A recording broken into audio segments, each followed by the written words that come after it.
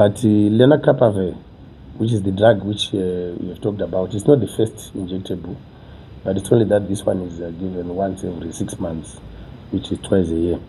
But before that, we had cabotegravir, which was being given once every 2 months. So the injectables, as a way of prevention treatment, they've come over the past few years. And I think you saw in the media that last week Zimbabwe registered LENCAP and with Medicines Control Authority of Zimbabwe. So it's now registered in Zimbabwe. It was fast-tracked, but the evidence is there that it works and it's effective.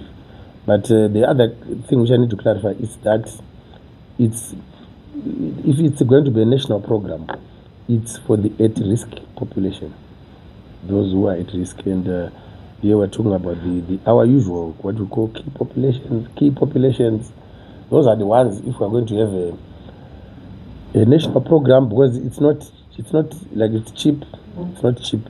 So you would really want to target those at-risk groups which still have a high prevalence and high incidence, new cases of HIV.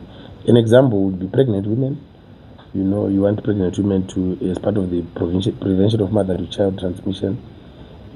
Sex workers, those would be groups which we want to target if you are going to have a national program. But if at individual level, someone can afford to go and buy it, then I'm sure they can access it through their doctors or through the hospitals.